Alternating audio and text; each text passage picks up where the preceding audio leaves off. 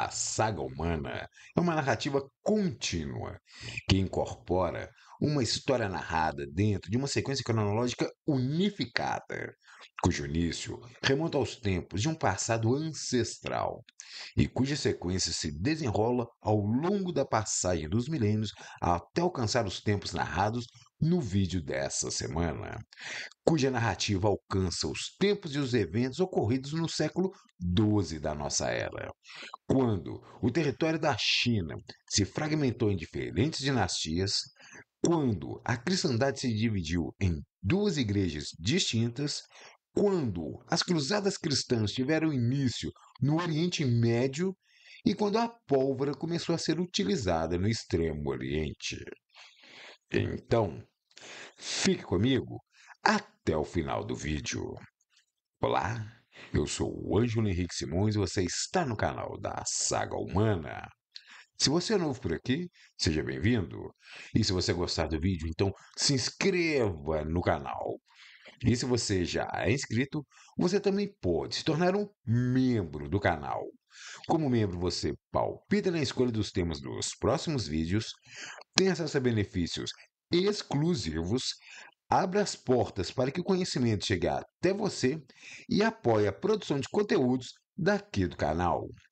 E se você gostar desse vídeo, lembre-se que tem mais conteúdos como esse no meu livro, A Saga Humana, cuja leitura amplia e complementa o conteúdo dos vídeos que você assiste aqui no canal. Mas, sem perda de tempo, vamos logo para o vídeo da semana e, enquanto rola a vinheta, já sabe, né? Já vai deixando o seu like, porque eu garanto que vai valer a pena.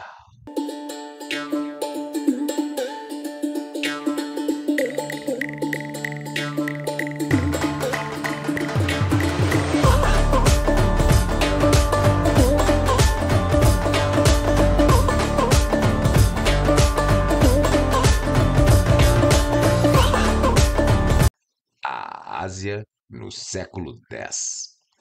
Ao longo da segunda metade do século IX, na China, a dinastia Tang começou a se desintegrar, na medida em que o poder foi migrando das mãos do imperador para o controle dos governadores militares regionais. Como resultado, no início do século X, a região da China se encontrava fragmentada politicamente, de forma que entre os anos de 907 e 960 surgiu uma grande quantidade de estados, os quais foram rapidamente se sucedendo e se sobrepondo por meio de breves 5 dinastias que mantiveram o controle no norte do país, tradicional centro chinês, enquanto 10 diferentes regimes ocupavam as regiões sul e oeste da China. Nessa época, o caos político reinou nas regiões do norte, e os conflitos ocorreram ao longo de toda a extensão da Grande Muralha.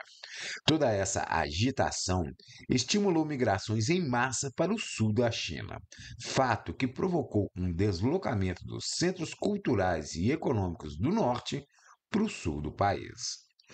Esse tumultuado período da cronologia chinesa, conhecido como 5 dinastias e 10 reinos, chegou ao fim com a ascensão da dinastia Song ao poder. A dinastia Song assumiria o poder sobre grande parte do território sob controle da extinta dinastia Tang e estabeleceria a cidade de Kaifeng como a sua capital e daria início a um novo período de prosperidade econômica da história da China imperial. Ao norte das regiões sob domínio da dinastia Song, a dinastia Liao assumiu o controle sobre a região da Manchúria, uma extensa área que atualmente se encontra nos territórios da Mongólia, China, Rússia e Coreia do Norte.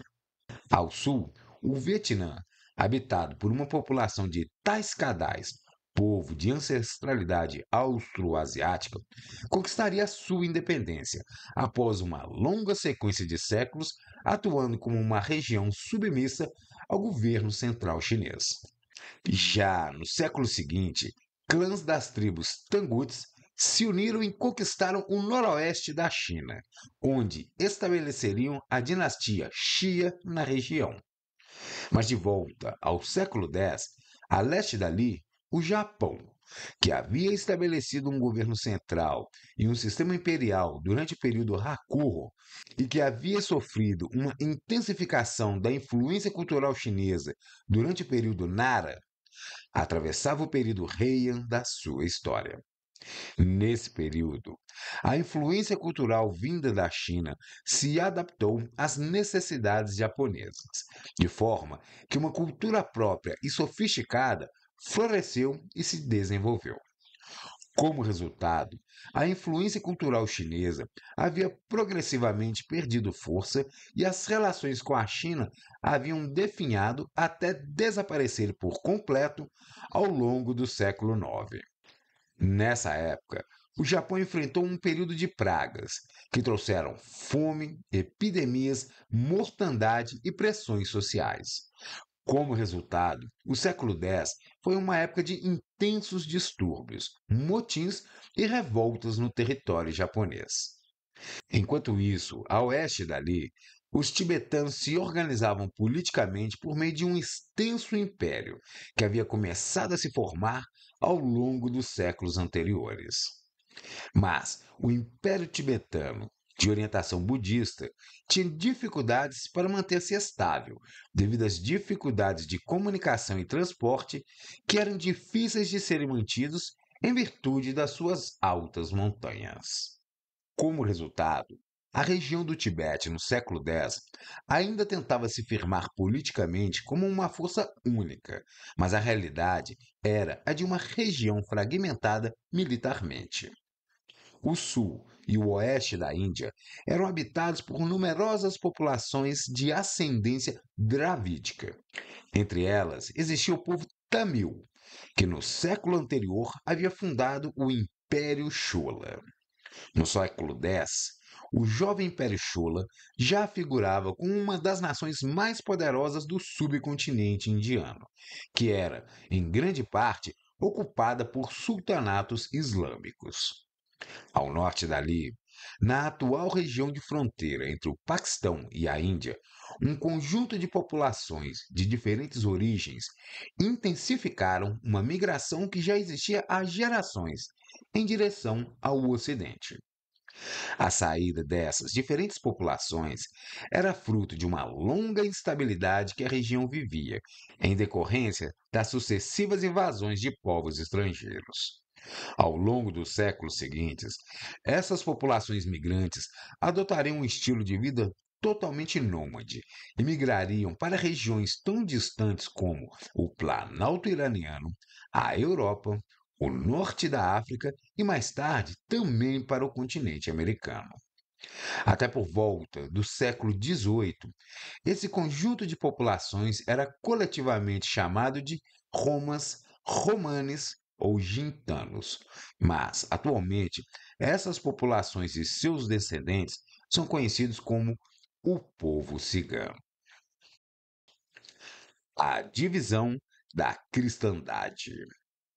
No século IX, numa época em que o Império de Gana começava a ganhar a reputação de ser uma terra rica em ouro, a Europa cristã se organizava política e economicamente por meio do sistema feudal. Ao longo dos séculos IX e X, o Sacro Império Romano-Germânico, embrião da futura Alemanha, e o Reino da França se fortaleceram baseados em um sistema feudal no qual os trabalhadores das terras as cultivavam e pagavam dízimos aos nobres locais donos dessas terras. Estes, por sua vez, pagavam o dízimo aos governantes regionais, que o repassavam ao rei, numa sucessão de relações hierárquicas. Foi por meio do feudalismo, cujo apogeu se deu entre os séculos X e XI, que esses governantes locais fizeram surgir os principados e os reinos. Essa era a fonte de dinheiro que os príncipes e os reis custeavam o financiamento do Estado, das obras e das guerras. Enquanto isso, os muçulmanos consolidavam suas conquistas, na medida em que diminuía o ritmo dos seus avanços, uma vez que eles agora estavam ocupados administrando seus territórios e lidando com questões internas. A relação entre os dois flancos da cristandade, o ocidental e o oriental, vinha sendo cada vez mais alvo de altos e baixos, rupturas e reconciliações, que se arrastavam desde o fim do Império Romano. No século X, ambas as igrejas questionavam sobre qual era o método de governo que a outra adotava. Enquanto a região cristã oriental, com sede em Constantinopla, sustentava um modelo de comando com base na figura dos patriarcas das grandes cidades, a Igreja Ocidental, com sede no centro da Europa, defendia a liderança papal, invocando jurisdição sobre todos os assuntos da Igreja cristã, inclusive o direito de julgar até mesmo os patriarcas. Dentro desse contexto de tensionamento da cristandade e tendo como pano de fundo ações da Igreja Bizantina conduzidas no sul da Itália, uma representação do Papa Leão IX viajou até Constantinopla, com a finalidade de convencer o patriarca daquela cidade a reconhecer a primazia papal. O patriarca de Constantinopla, naturalmente, se recusou a reconhecer a autoridade papal. Quando então, o representante da Igreja Ocidental excomungou e depôs o patriarca em nome do Papa. O patriarca retribuiu com a excomunhão dos representantes do Papa e do próprio Papa. Os demais patriarcas da Igreja Oriental apoiaram o patriarca de Constantinopla, e as igrejas do Oriente e do Ocidente se separaram, no evento que os anais da história registram como o Grande Cisma do Oriente. Esses eventos se passaram no século XI, quando a população mundial gerava em torno de 330 milhões de pessoas. Nessa época, o Império Bizantino era uma nação próspera e de intensa atividade cultural. Constantinopla figurava como a principal cidade do mundo cristão, grande, opulenta, rica e movimentada. Por outro lado, a Europa cristã ainda era uma região essencialmente agrária, fragmentada em unidades políticas e econômicas descentralizadas, as quais figuravam como reinos independentes. Dentro desse contexto, em 1066, povos normandos descendentes dos vikings, que haviam se estabelecido na costa francesa e adotado a sua cultura, invadem e dominam as ilhas britânicas. O embrião da futura Inglaterra estava se formando. Nessa mesma época, povos de origem turca, originários da Ásia Central, começaram a se organizar e a avançar sobre as regiões dominadas pelos bizantinos, árabes e europeus. O início das Cruzadas. Na Europa Ocidental do século X, o poder e a influência dos casares declinava fortemente, em função do florescimento da Rússia de Kiev, que nessa época figurava como um estado militarmente forte e onde o cristianismo avançava velozmente.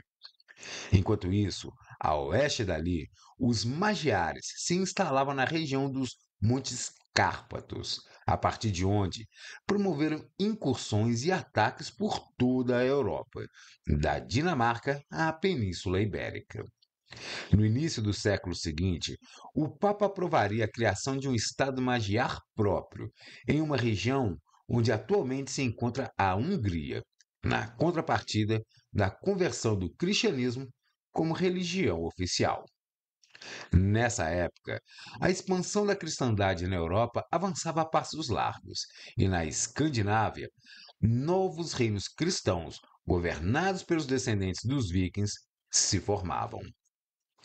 Para os cristãos, assim como para os muçulmanos e os judeus, a cidade de Jerusalém era considerada uma terra santa.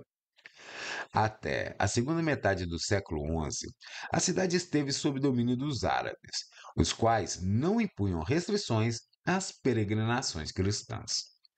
Contudo, nessa época, Turcos seljúcidas, convertidos ao islamismo, encontravam-se em guerra contra os cristãos bizantinos, que tiveram suas forças esmagadas em 1071 e viram Jerusalém ser dominada em 1078, quando os seljúcidas passaram a proibir o acesso dos cristãos à cidade.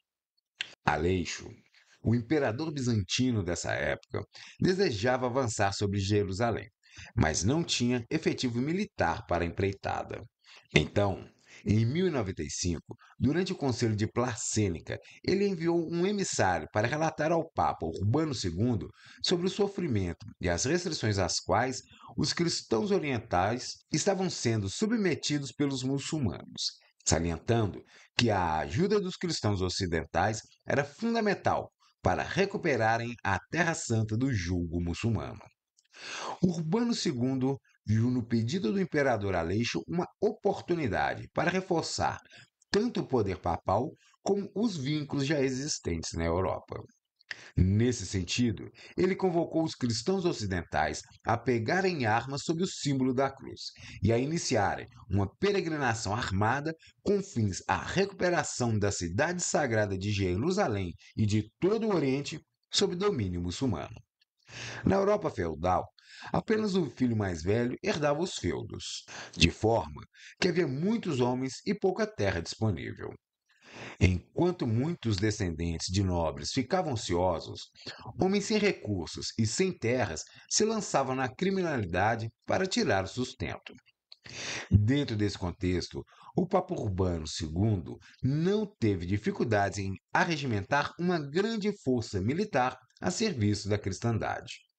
Os cruzados receberam esse nome por incorporarem uma grande cruz estampada como seu símbolo.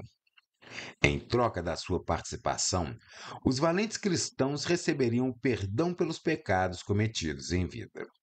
A igreja tinha motivações óbvias na empreitada, mas outras motivações também surgiram junto à nobreza feudal, que via na possibilidade de conquista de novas terras uma oportunidade para ampliar os negócios até o Oriente, uma vez que havia grande interesse nas exóticas especiarias orientais, pelo seu alto valor de mercado.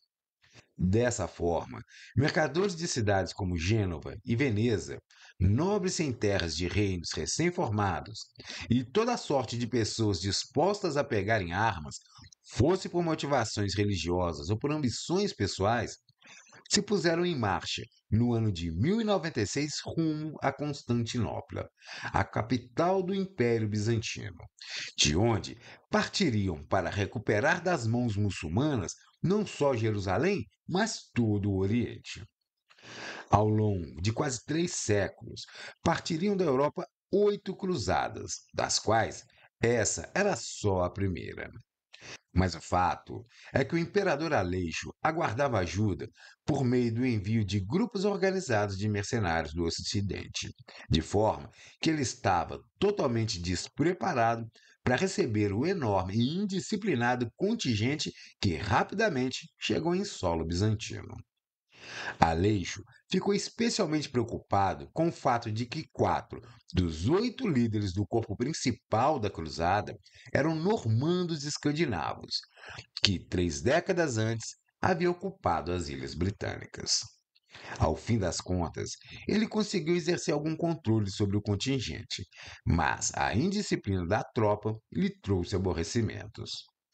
Um exemplo é a conquista de Antioquia pelo comandante normando Boemundo, qual tomou para si a cidade e se estabeleceu como o príncipe da Antioquia, só sendo deposto quando os próprios bizantinos tiveram que combatê-lo para recuperar o território conquistado. A primeira cruzada não contou com a participação de nenhum rei ocidental, embora muitos cavaleiros nobres tivessem engrossado as fileiras cristãs. Em julho de 1099, os cruzados tiveram êxito em vencer os turcos seljúcidas e tomaram Jerusalém. A descoberta da pólvora.